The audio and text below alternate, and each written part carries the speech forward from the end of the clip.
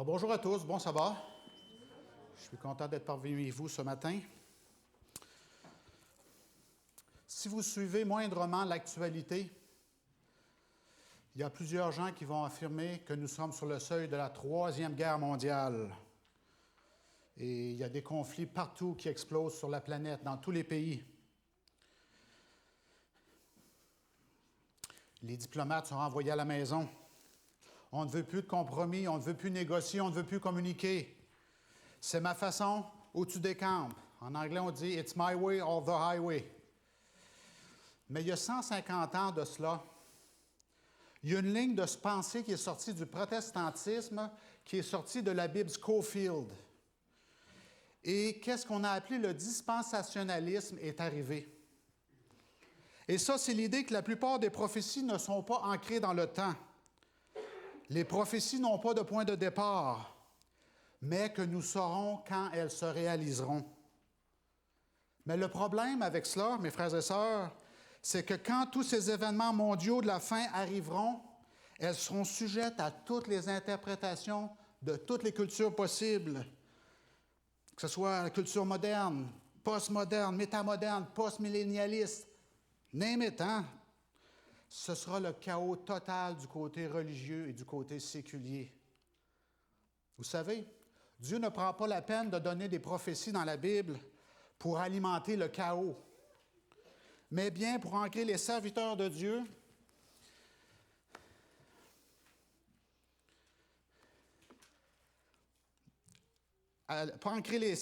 dans une foi ferme et immuable quand ces événements-là difficiles arriveront. Amen. Dieu veut qu'on se prépare à la réalisation des prophéties dans le futur.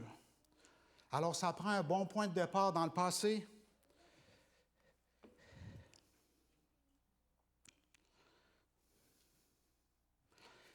Et ça prend aussi un point d'arrivée. Il faut que ce soit clair.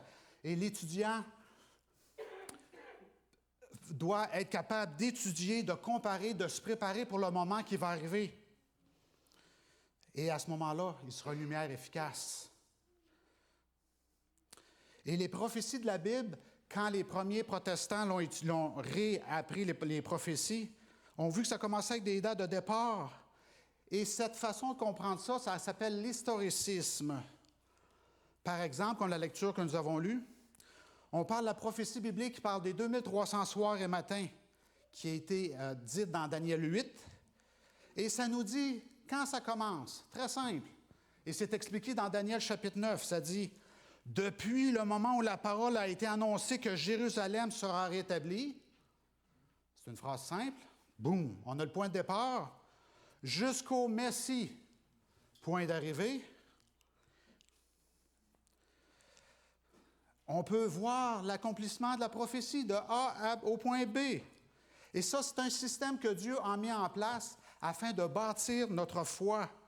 Et il y a plusieurs gens qui se sont convertis au christianisme parce qu'ils ont compris que Dieu est en dehors du temps et Dieu est très puissant. Il a défini des choses dans le temps.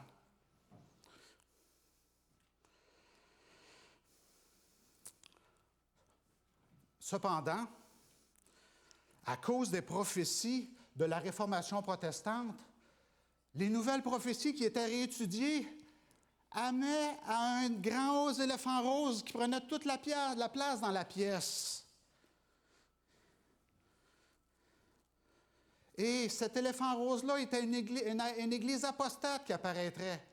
Alors, c'était extrêmement dérangeant à ce moment-là. Alors, qu'est-ce qui est arrivé? C'est qu'il y a plusieurs théories qui ont été développées, qui sont apparues.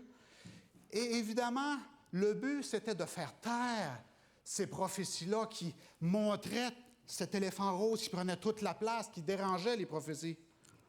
Alors, il y a un système d'interprétation qui est arrivé, qui a dit que toutes les prophéties, c'était pour le passé. N'étudie pas les prophéties, c'est trop compliqué, c'est pour les théologiens. Lis pas trop la Bible, tu vas venir fou. Alors ça s'appelle le prétérisme. Toutes les prophéties sont dans le passé, mon ami. Ne casse pas ta tête aujourd'hui, tout est réglé. Et il y a un autre système, étrangement, qui est apparu, puis lui, c'était l'autre bout du spectre, qui disait, les prophéties, c'est pour le futur. Casse pas ta tête aujourd'hui. Les prophéties, c'est pour les théologiens. Lis pas ta Bible, tu vas venir fou. Les prophéties, c'est vraiment pour le loin, loin, loin dans le futur. Et ça s'appelle le futurisme. Et c'est là que la pensée dispensationaliste se trouve.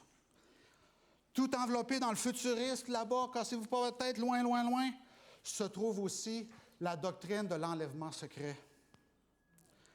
Et ça dit qu'une fois que cet événement-là aura lieu, très loin dans le futur, là, vous pourrez commencer à étudier la Bible, étudier les prophéties plus en détail. Mais malheureusement, comme vous le savez, il n'y a pas d'enlèvement secret. Il n'y a pas d'enlèvement secret. Parce que nous qui sommes ici ce matin, nous savons que Jésus va revenir une fois. Il va revenir littéralement. Ce sera visuel, auditif, et ça aura un impact sur notre corps qu'on pourra constater. Savez-vous le problème qu'il y a quand on croit les mauvaises choses?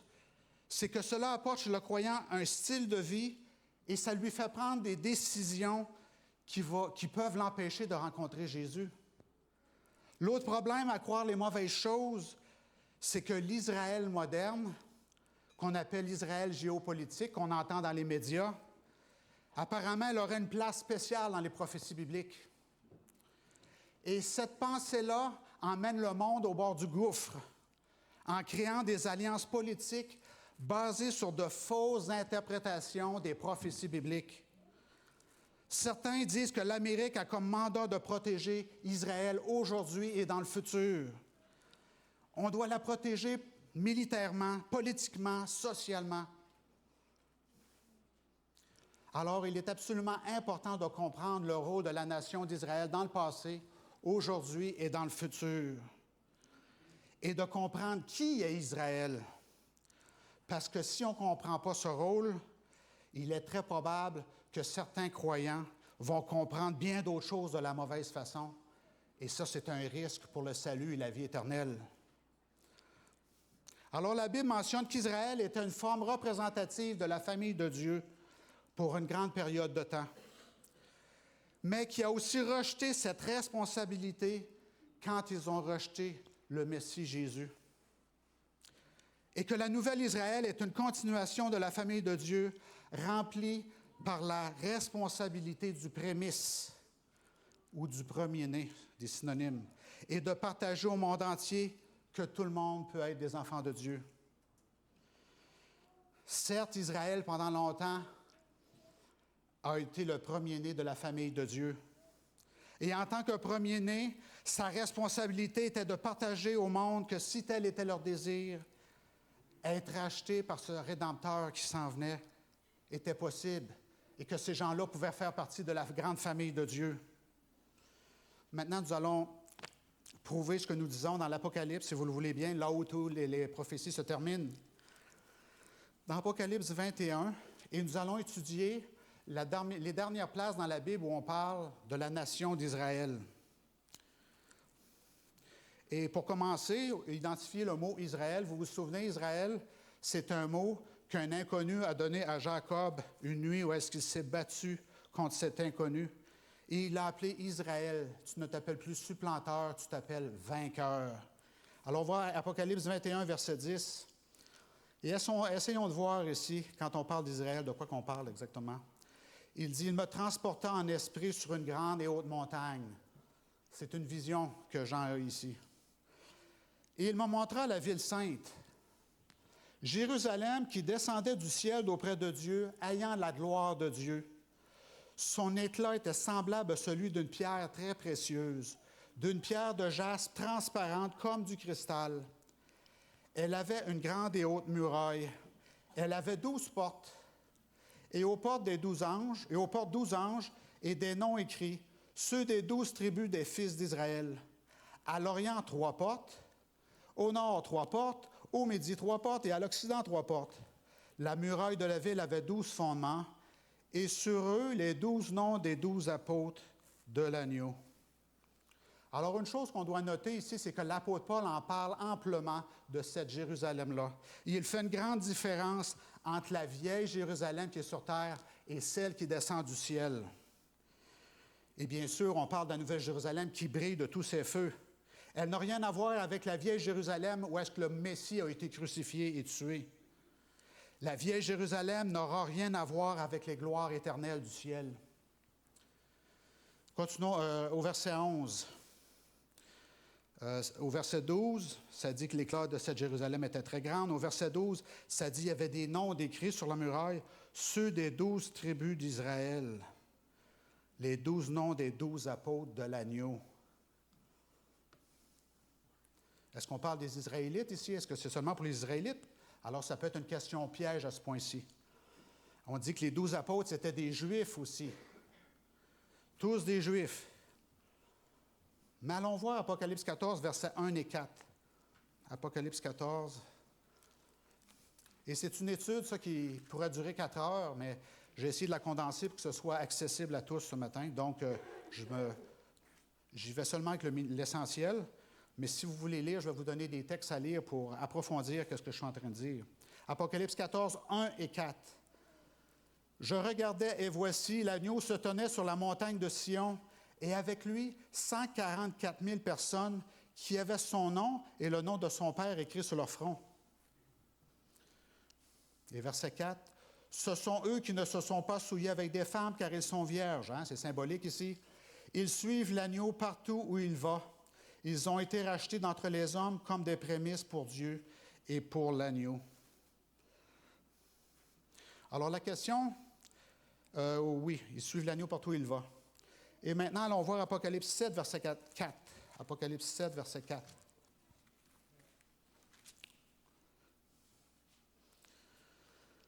Et on parle encore de ces 144 000-là.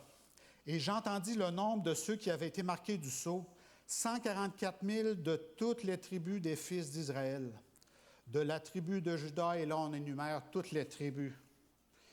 Alors la question qu'on peut se poser après la lecture de ces 3 versets, c'est, sur chaque porte, il y a le nom d'une tribu d'Israël.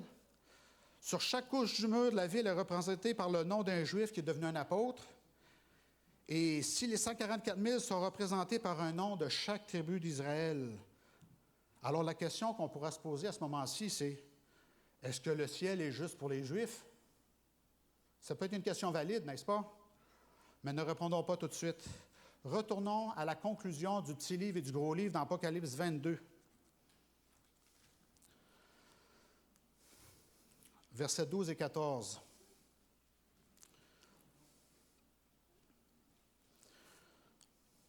Voici, je viens bientôt, et ma rétribution est avec moi, pour rendre à chacun, est-ce que c'est dit aux Juifs? Ça dit à chacun selon son œuvre. Je suis l'alpha et l'oméga, le premier et le dernier, le commencement et la fin. Heureux, le pronom dit, heureux ceux qui lavent leur robe, afin d'avoir droit à l'arbre de vie et d'entrer par les portes de la ville. Et le verset 17. Et l'Esprit et l'Épouse disent, viens, et que, même pronom encore, celui qui entend dise, viens, et que celui qui a soif vienne, et que celui qui veut prendre de l'eau, prenne de l'eau de la vie gratuitement. Alors aussi, si vous lisez le chapitre 21 et 22 de l'Apocalypse, vous allez vous apercevoir clairement que le ciel, l'éternité, est pour ceux qui le désirent. Celui. Ça, c'est très clair. Le ciel est pour celui qui veut être là. Mais encore, on pourrait se demander une autre question. Est-ce que ceux qui veulent être au ciel, comme vous et moi, est-ce que c'est parce que nous avons l'ADN d'Abraham et c'est la raison pour laquelle nous voulons avoir l'éternité? Allons voir Genèse 1, versets 27 et 28.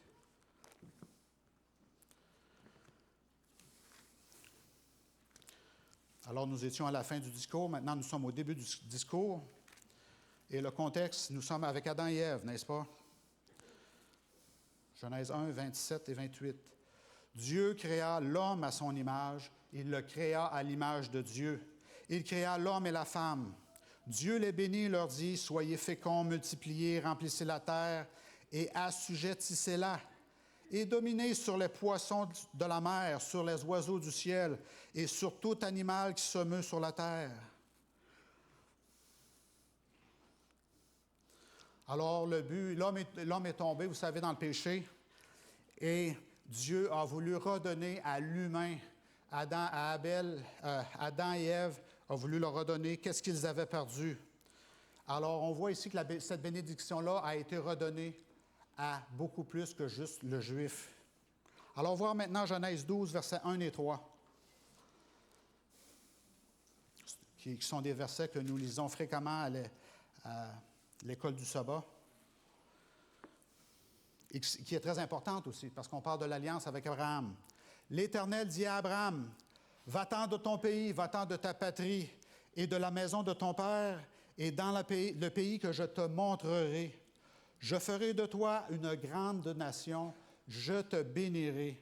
Je rendrai ton nom grand, et tu seras une source de bénédiction. Je bénirai ceux qui te béniront, et je maudirai ceux qui te maudiront. » Et la phrase qui est très importante, « Et toutes les familles de la terre seront bénies en toi. » Dieu a toujours eu un peuple. Et il y a une promesse spéciale ici que chaque personne peut s'approprier. Dieu fera quelque chose à ceux qui croient cette promesse donnée dans le jardin et à Abraham aussi. Ces bénédictions-là demeurent. Et quand on regarde aux enseignements du Nouveau Testament, Dieu a dit qu'il bénirait le monde au travers de la descendance d'Abraham. Et Paul insiste fortement là-dessus. Il réitère ça constamment pour nous confirmer que ce mot-là est singulier. Il n'est pas pluriel. Ce n'est pas au travers des descendances d'Abraham. Parce que si la bénédiction serait avec les descendances d'Abraham, il faudrait tenir compte d'Israël géopolitique, le pays qui est en Palestine, qu'on parle dans les nouvelles. Mais parce que Paul parle, on parle de la descendance d'Abraham, nous faisons affaire avec les enfants de la foi. Nous faisons affaire avec les enfants, des enfants par le don de Jésus-Christ. Et il n'y a pas juste Paul qui le mentionne aussi. Jean 1, verset 12. Allons voir Jean 1, verset 12.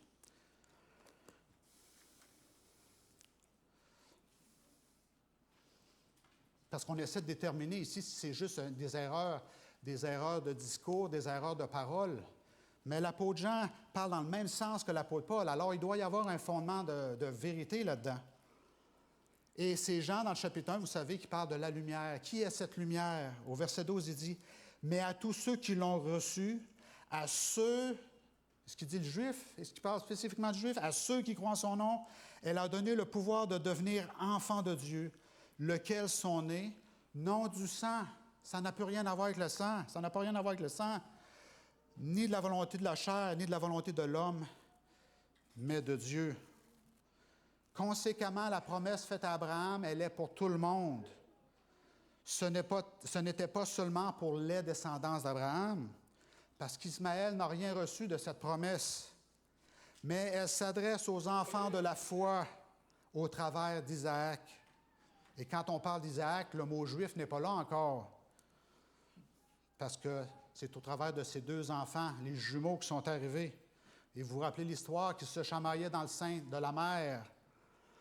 Et il y en a un qui se chamaillait encore une nuit avec un individu qu'il ne connaissait pas. Il s'est chamaillé avec cet individu et son nom a été changé en Israël. Un qui se chamaille avec Dieu et qui a vaincu.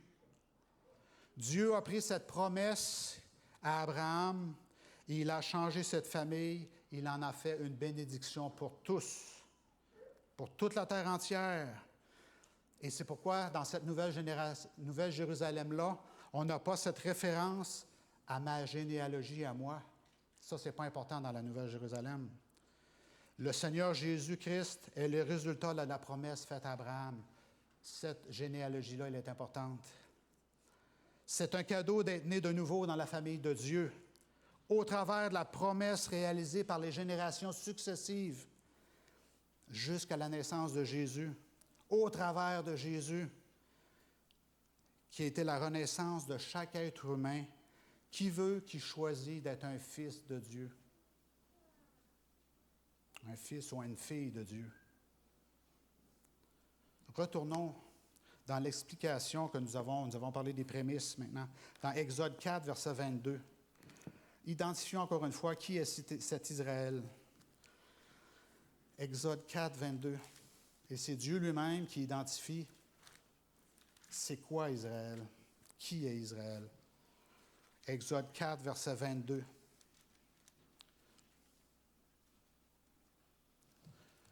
Tu diras à Pharaon, hein, c'est Moïse et Aaron qui sont sur le point de se présenter devant Pharaon. Il dit, tu diras à Pharaon, ainsi parle l'Éternel, Israël est mon fils, mon premier-né. Quel est le rôle d'Israël? C'est un premier-né. Alors là, maintenant, on s'en va quelque part. Israël est un premier-né. Dieu a planifié de sauver tout le monde qui désire recevoir qu'est-ce qui lui a été donné à l'origine. Et dans le plan de Dieu, dans son grand plan de la rédemption, Dieu marche dans le modèle de la famille. Israël, c'est mon fils. C'est mon premier-né. Allons voir Genèse 46, verset 8. Qu'est-ce que ça veut dire, ces paroles-là?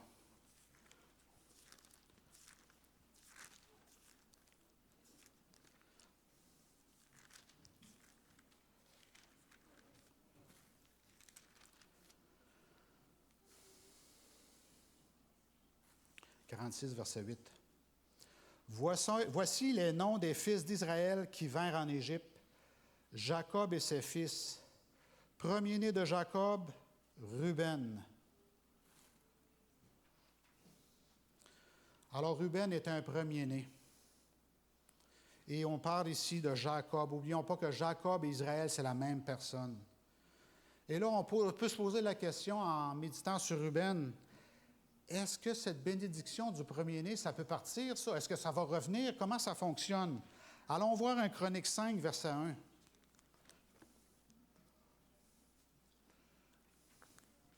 Un Chronique 5, verset 1.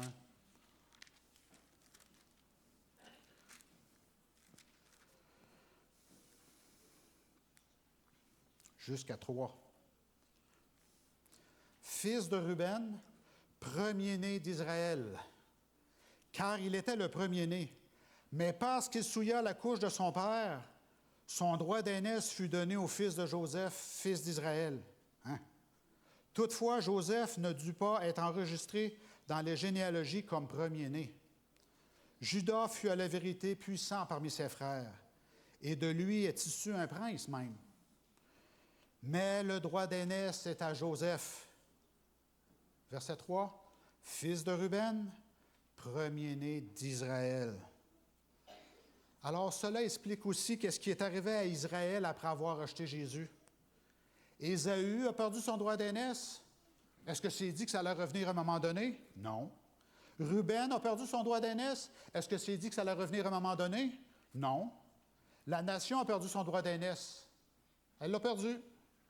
En d'autres mots, si tu es le fils premier-né, tu auras 2 portions de l'héritage. S'il y a 12 enfants à l'héritage sera divisé en 13 parties. Le premier-né a la responsabilité de partager l'héritage. Comme avec nous, l'Église adventiste remplit cette définition de cette mission du reste biblique. Vous savez, qui gardent les commandements de Dieu et qui ont le témoignage de Jésus. Le premier-né, c'est le procurateur et l'intendant de l'héritage de la famille qui s'accroche à cette bénédiction. Le premier-né a la responsabilité de garder l'histoire familiale vivante, de garder le troupeau en vie, actif, et que l'expérience de famille soit positive, pour l'apporter à sa glorieuse conclusion. C'était la responsabilité et le privilège de la nation d'Israël. Mais la réalité que nous venons de voir, c'est que ce privilège-là, il peut être sacrifié, il peut être abandonné, il peut être enlevé, il peut être rejeté. Et Jésus a mis ça clair quand il est venu. Et on peut le voir dans l'histoire de l'enfant prodigue. Pensez au fils aîné. Il y a le plus jeune qui a dit « Moi, papa, je m'en fous que tu sois en vie ou mort, je veux avoir mon héritage, puis je veux m'en aller d'ici. » Mais la grande question, c'est avec le fils aîné. Est-ce que le frère aîné plus vieux qui était le premier-né, est-ce qu'il valorise, comprend et apprécie les privilèges de connaître son père et de prendre soin du nom de la famille et de la joie, de la gloire future, est-ce qu'il apprécie sa position privilégiée? Oui ou non? Non, il ne l'apprécie pas. Alors ça veut dire que vous pouvez avoir votre nom écrit dans les registres de l'Église adventiste, mais si vous ne comprenez pas le rôle du reste, le rôle du premier-né spirituel, celui qui doit guider la gestion de l'héritage dans l'histoire dans laquelle il joue son rôle. Peut-être que vous aimez la culture adventiste à cause des Estacs. Vous aimez les Estacs, la cuisine végétarienne, les activités sociales, l'école du sabbat, les prophéties complexes qu'on a. Tout ça, ce n'est pas mauvais. Mais si vous ne comprenez pas que vous obtiendrez 2 portions de bénédiction pour votre proximité à Dieu, le privilège de la responsabilité de dire qui Dieu est et de s'assurer que tout le monde comprenne qui Dieu est et à quel point il nous aime, alors c'est dangereux de finir comme dans l'histoire de Luc 15 et de finir comme le premier-né, qui était là, mais qui n'avait rien compris de son rôle. Ou peut-être que vous allez finir comme la nation d'Israël qui a rejeté son Rédempteur, qui prend la vie de son père en prenant la vie de son fils. C'est moi qui est là, même Dieu, je veux le détruire. Et dans ce contexte, c'est important de comprendre que dans l'Ancien Testament, il y a une multitude, une pléthore de promesses conditionnelles. Plusieurs personnes qui sont dans la ligne de pensée du dispensationalisme ne comprennent pas la nature des promesses conditionnelles que Dieu a faites à ses petits prophètes et aux autres prophètes. Et le diable en a profité. Il dit, parfait, gardez ça dans le passé. Tout ça, c'est dans le passé. Gardez le focus. Toute la culture, laissez ça là-bas. Parce que le diable, il veut que le sabbat, ça reste seulement loin dans le passé. Et il embrouille aussi la deuxième venue de Jésus. C'est tout confus, ils ne comprennent plus rien. Parce que si vous gardez vos yeux sur l'Israël de l'Ancien Testament, ça va vous amener à cette aberration théologique de Daniel 9. Quand il dit 70 semaines sont déterminées pour qui? Pour ton peuple. Oh, là, il y a une promesse qui est à ce moment-là. C'est le début de la plus incroyable prophétie du monde, parce que les 2300 soirs et matins qui sont là-dedans, plus de 2000 ans de prophétie.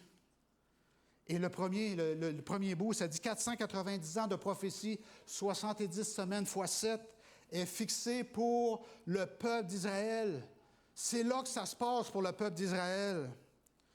Et la vérité sur le sujet, c'est quand on se trouve à cette 70e semaine, si on est honnête avec nous-mêmes, on va se dire, c'est à propos du Christ ou de l'Antéchrist. Alors on doit se poser la question.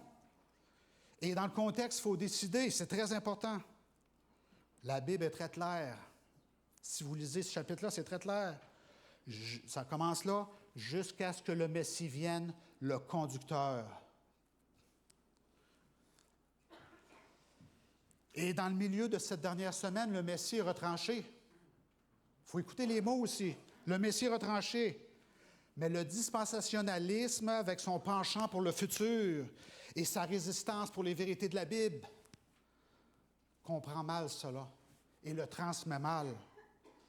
En d'autres mots, chaque chrétien est un descendant spirituel de Jésus, qui fait d'eux un descendant spirituel d'Abraham, qui fait d'eux un descendant spirituel hébreu ou juif. Mais le problème d'être un juif spirituel est que ça traîne ses limites aussi, avec le 4e commandement. Alors le diable, lui, se réjouit quand il veut mettre ça loin, loin, loin. C'est fini, ces choses-là.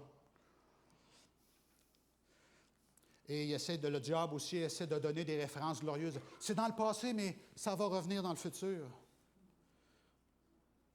Il n'y en a pas. Si vous lisez la Bible, c'est pas là. Allons voir Jérémie 18, versets 7 à 10. Et je vous encourage à lire Jérémie 18 et 19. Ces 2 chapitres-là parlent de la nation d'Israël, parce que Jérémie est un prophète qui travaillait à temps plein pour dire à la nation d'Israël, vous allez être détruits physiquement bientôt. Repentez-vous. Allons voir qu'est-ce que le peuple a fait, la nation d'Israël a fait. Jérémie 18.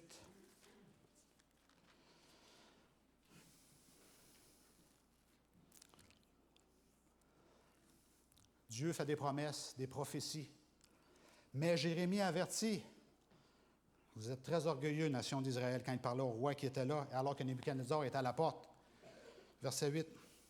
Mais si cette nation, et là Jérémie parle au roi d'Israël, mais si cette nation sur laquelle j'ai parlé revient de sa méchanceté, je me repens du mal que j'avais pensé lui faire. Et soudain, je parle sur une nation, sur un royaume, de bâtir et de planter. Mais si, vous voyez le mot « si » ici qui se répète 2 fois, S-I, ça c'est une condition.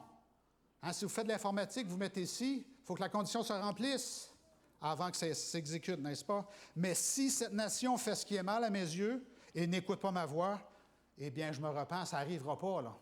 Je me repens du bien que j'avais eu l'intention de lui faire. Alors, j'ai beau faire toutes les promesses pour le futur, si le peuple n'obéit pas, ne m'aime pas, ne me suit pas, ça n'arrivera pas. Le mot « si » implique un résultat conditionnel. Alors, Nebuchadnezzar était à la porte de Jérusalem à ce moment-là. Il est venu faire le siège 3 fois. 3 fois, ils ont été avertis 3 fois. Et la nation d'Israël n'a pas écouté. Finalement, ils sont à la Babylone. Et là, avec Daniel, 70 ans plus tard, Daniel reçoit une vision dans le chapitre 8. Et l'explication est dans le chapitre 9. Il reçoit cette belle prophétie des 2300 soirs et matins.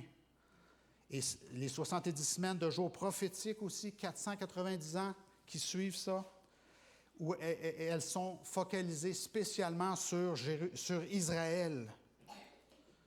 Et le point culminant de cette prophétie-là, c'est que Jésus lui-même revient. Ce n'est pas Moïse qui revient, ce n'est pas Abraham qui revient, ce sera Dieu lui-même, Jésus revient.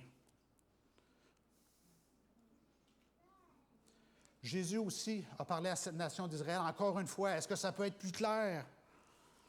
Matthieu 21, verset 33, et c'est la parabole des vignerons. Matthieu 21.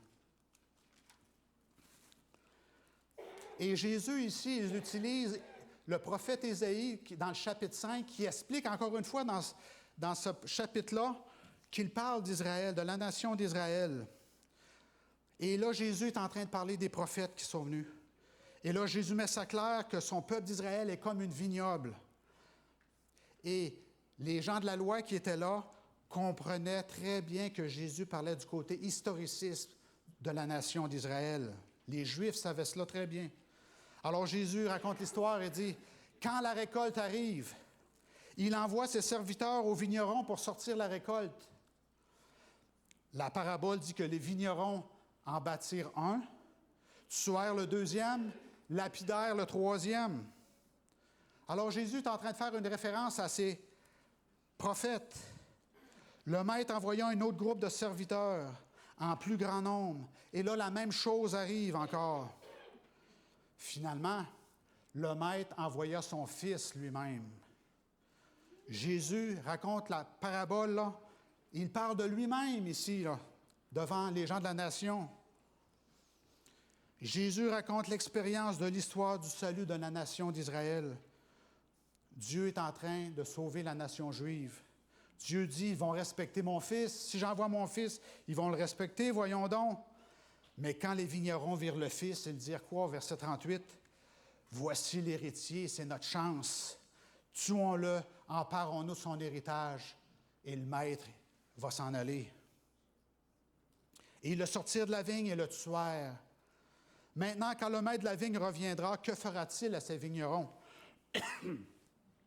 Il fera périr misérablement ces misérables. Et il affermira la vigne à d'autres vignerons. C'est fini. Ça va être fini pour ces gens-là qui en donneront le produit au temps de la récolte. Ça va être d'autres personnes qui vont faire le job. Alors, Jésus clarifie encore de qu'est-ce qu'il est en train de parler au verset 42. Jésus raconte l'histoire, puis il l'explique. Au verset 42, maintenant, 21, 42 à 45. Jésus leur dit, « N'avez-vous jamais lu dans les Écritures, la pierre qu'ont rejetée ceux qui bâtissaient est devenue la principale de l'angle? C'est du Seigneur que cela est venu. » C'est un miracle de Dieu si c'est arrivé. Et c'est un prodige à nos yeux. C'est pourquoi je vous le dis, le royaume de Dieu vous sera enlevé. Et c'est Jésus qui parle directement aux dirigeants. Le royaume de Dieu vous sera enlevé et sera donné à une nation qui rendra les fruits. Quand tu perds ton droit d'aînesse, ça ne revient pas automatiquement, ça. Quand tu le perds, c'est perdu. Celui qui tombera sur cette pierre s'y brisera, et celui sur qui elle tombera sera écrasé. Verset 45. Après avoir entendu ces paraboles, les principaux sacrificateurs et les pharisiens comprirent que c'était d'eux que Jésus parlait. Est-ce que ça peut être plus clair que ça, que Jésus parlait de la nation d'Israël qui arrive à son terme? Et ils cherchaient à se saisir de lui, mais ils craignaient la foule parce qu'elle le tenait pour un prophète. 1 Pierre 2, verset 9, c'est l'apôtre Pierre qui parle dans un autre contexte, qui dit « L'Église est cette nouvelle nation sainte qui remplacera l'autre. » L'apôtre Paul, encore une fois, l'apôtre Paul en parle beaucoup aussi dans Romains 11. Vous pouvez le lire cet après-midi. L'apôtre Paul utilise l'analogie de l'arbre pour parler de sa famille, de la famille de Dieu. Et nous avons tous nos arbres généalogiques, n'est-ce pas? Mais le problème, c'est que l'apôtre Paul dit qu'il y avait beaucoup de branches cassées dans l'arbre qu'on parle dans la parabole, parce qu'Israël a rejeté Jésus. Il y a des greffes qui sont ajoutées qui représentent le reste de la famille de Dieu, qui sont les païens, les gentils, la plupart d'entre nous, qui sommes d'origine païenne. L'Église formée de gens d'origine païenne ou autre. Alors, qu'est-ce que Jésus est en train de dire ici? Israël, ton rôle comme premier-né, il arrive sur sa fin, c'est presque fini ici. Mais vous pouvez encore faire partie de ma famille dans cet arbre. Et si vous ne comprenez pas le rôle du premier-né, qui est le rôle d'Israël, vous ne serez pas capable d'emmener ensemble toutes ces puissantes et douloureuses vérités pendant qu'ils perdront leur place en tant que premier-né. C'est quoi un premier-né? C'est le privilège de l'intendance du message du salut. Mais ils peuvent garder le privilège de rester dans la famille de Dieu s'ils veulent encore, s'ils tombent sur ce rocher.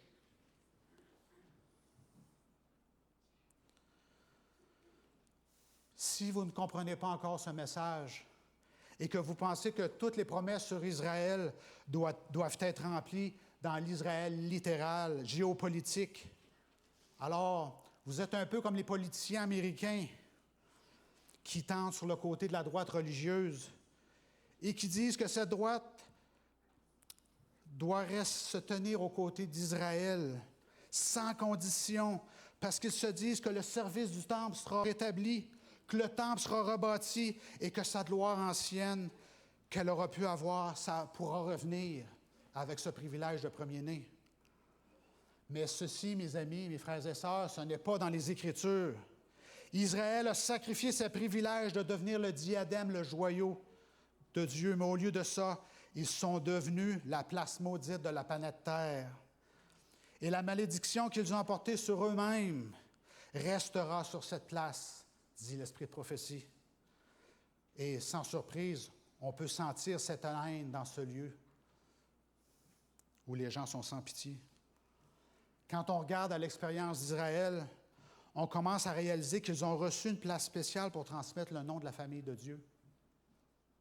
Jean 3,16, voulez-vous réciter Jean 3,16 avec moi? « Car Dieu a tant aimé le monde qu'il a donné son Fils unique, afin que quiconque croit en lui ne périsse point, mais il ait la vie éternelle. » Quiconque. C'est tellement puissant ce mot-là. Quiconque.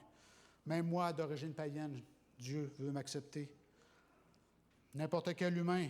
Galates 3, 27, 29 dit « Il n'y a plus juif ni grec, il n'y a plus esclave ni libre, ni homme ni femme, car vous êtes tous un en Jésus-Christ. » L'apôtre Paul dit dans Romains 2, versets 9 à 11, « Il n'y a pas de favoritisme entre juifs et grecs. » Et même durant la semaine sainte, où est-ce que Jésus a été crucifié, Jésus s'adressait aux dirigeants et dit, il parlait de votre maison, il a changé son discours. Avant, il disait la maison de mon père. Et puis là, il a dit, le mercredi, votre maison sera laissée déserte. Vous êtes sur le point de me rejeter. Votre maison sera déserte. Cette double bénédiction ne sera plus là. Jésus pleurait parce qu'il regardait dans le futur et il voyait le rejet des Juifs qui avaient cette relation spéciale avec lui. Dans leur orgueil, leur entêtement, leur arrogance et leur supposée supériorité sur la face de la terre, ils se sont battus jusqu'à l'anéantissement en rejetant le Messie, jusqu'à la destruction de Jérusalem. Dans Romains 2, verset 28, l'apôtre Paul réitère encore pour mettre cette vérité très claire. Il dit, « Quand Abraham a été circoncis, c'était un signe de foi qu'il aurait un enfant et qu'il devrait attendre 25 ans. » C'est une déclaration de foi à ce moment-là. Et Dieu l'a marqué de telle façon que seulement au travers de l'intervention de la providence, le cadeau de cet enfant peut arriver. Et c'était seulement par la foi. La descendance a continué par la foi seulement. Et c'est arrivé. L'apôtre Paul, encore dans Romains, il écrit à l'Église de Dieu. Il dit, « Notre filiation comme enfant d'Israël qui a combattu avec Dieu et a vaincu, qui parfois a cru Dieu qui veut seulement notre bien, qui par la foi accepta le pardon, qui par la foi accepte les promesses du futur. Il n'est pas juif celui qui l'est extérieurement, qu'il est dit. Et la circoncision n'est pas celle qui est visible dans la chair. Celui qui est un juif est celui qui l'est de l'intérieur. Et la circoncision est celle du cœur par l'esprit. Il dit, la louange de ce juif ne vient pas des hommes, mais de Dieu. Et ça se passe au travers de la foi. Les bénédictions que la nation d'Israël ont reçues, ces incroyables talents qui leur ont permis d'avoir les ressources qui ont égalé le désir de partager cette responsabilité du premier-né et qui a démontré la bonne nouvelle de l'amour du Père. Et c'est de dire à tous que tu peux appartenir à la maison du Père. Tu peux faire partie de cet arbre généalogique, de cette descendance. Le prophète Ésaïe a dit, « Ma maison sera appelée une maison de prière pour tous les peuples. » Même au travers de la nation d'Israël, c'était déjà dit. Pour tous les peuples, venez à Jérusalem. Vous faites partie de la maison si vous le désirez. Il n'y a jamais eu un plan d'exclusivité dans la dynamique du judaïsme passé. Le judaïsme a été une connexion privilégiée au Christ pour que le message puisse être transmis et que les bénédictions puissent être expérimentées alors qu'elles étaient distribuées. Cette double bénédiction. Paul dit encore une fois dans Galates, « Si vous appartenez à Christ et que vous êtes la descendance d'Abraham, selon la promesse. » Un peu plus tôt dans le chapitre, il va dire, « Les promesses ont été données à Abraham et à sa descendance. » Il ne dit pas « à ses descendants ». C'est très important, ça, en parlant du Christ. Les seuls vrais enfants d'Abraham sont ceux qui sont nés de la foi et qui ont accepté cet agneau et qui le suivent partout où il va. C'était le frère aîné qui devait être l'intendant de l'héritage et de recevoir une double portion de l'héritage en le faisant. Et même, on peut continuer en disant que l'apôtre Paul a terminé, a conclu ses écrits en parlant encore du même sujet dans Hébreux 12, versets 22-24. Et il réitère le même concept encore une fois.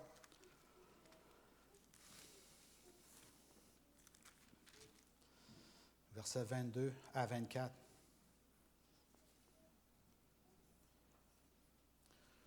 Mais vous vous êtes approchés de la montagne de Sion, de la cité du Dieu vivant, la Jérusalem céleste. Ah, c'est elle qui est importante. Des myriades qui forment le cœur des anges, de l'assemblée des premiers-nés. Hey, il revient encore avec ce concept-là. De l'assemblée des premiers-nés inscrits dans les cieux, du juge qui est le Dieu de tous, des esprits des justes parvenus à la perfection, de Jésus qui est le médiateur de la nouvelle alliance et du sang de l'aspersion qui parle mieux que celui d'Abel. Hey, il va même parler d'Abel aussi du début. C'est cette grande bénédiction-là qui est importante. Ce sont eux le reste de Dieu. Ils font partie de l'Assemblée générale de l'Église du premier-né. Et comprenez-vous que pendant toute l'éternité, chaque personne qui aura prononcé le beau nom de Jésus-Christ appartiendra à l'Assemblée générale de l'Église des premiers-nés inscrits dans les cieux. Ça, c'est important.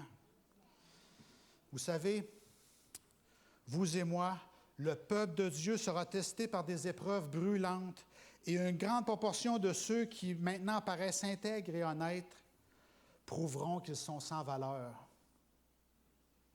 Quand la religion de Christ est tenue en dérision, quand sa loi sera la plus méprisée, où alors sera notre zèle ardent, notre courage, notre fermeté et notre immuabilité? Quand ces temps-là vont arriver, on devra sortir la chaleur du froid. On devra avoir le courage au lieu de la lâcheté, la fidélité au lieu de la trahison. L'Église va sembler proche de tomber, mais elle ne tombe pas. Elle reste pendant que les pécheurs et Sion seront criblés. C'est un mot qui s'en vient pour nous. Criblage, criblé. La paille sera criblée du précieux blé. Ce sera une épreuve terrible. Un autre paragraphe qui dit « Alors que l'épreuve approche, un grand nombre qui ont professé leur foi dans le message du troisième ange, mais qui n'ont pas été sanctifiés au travers de l'obéissance à la vérité, abandonneront leur position et joindront les rangs de l'opposition. » Savez-vous ce qui a conduit Israël en dehors du royaume de Dieu ou de la famille? Savez-vous pourquoi les conditions des promesses ont été sacrifiées?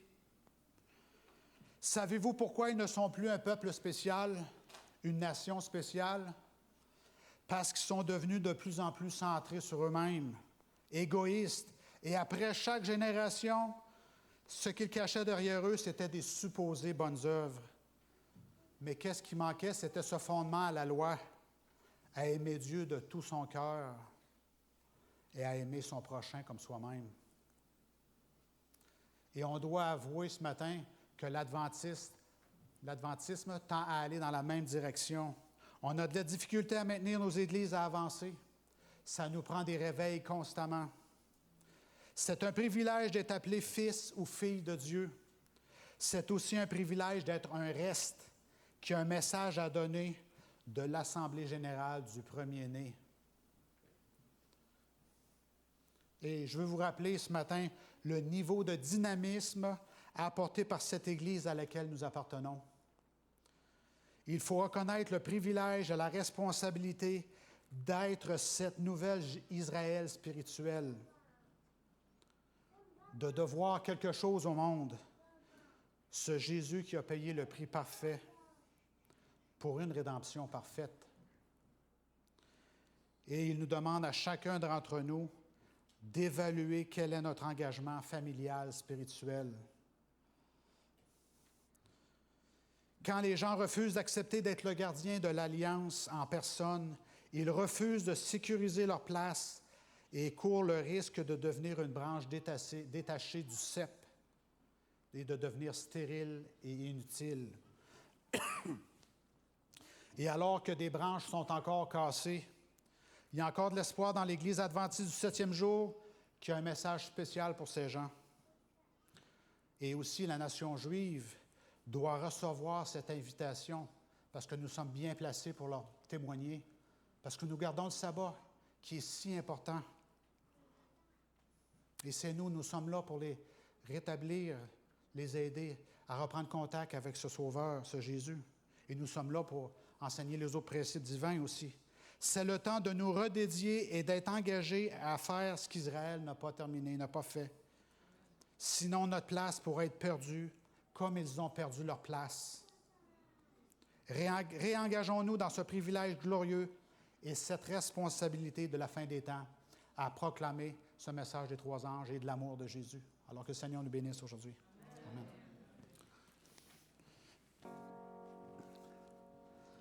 Bon Père du ciel, nous voulons te remercier pour toutes les promesses qui sont dans la Bible, toutes les prophéties qui sont là afin que nous puissions être prêts quand les moments viendront où nous devrons être la lumière du monde. Merci pour cette mission qui nous est donnée. Et nous l'acceptons, Père Céleste, et c'est tout un défi. Nous avons besoin de ta grâce et ta paix afin de répandre ce message des trois anges. que tu es un Dieu glorieux, le Créateur des cieux et de la terre, et tu viens rétablir toutes choses. Reste avec nous et bénis-nous au cours de la prochaine semaine avec tous nos défis. Et c'est au nom de Jésus que nous prions. Amen.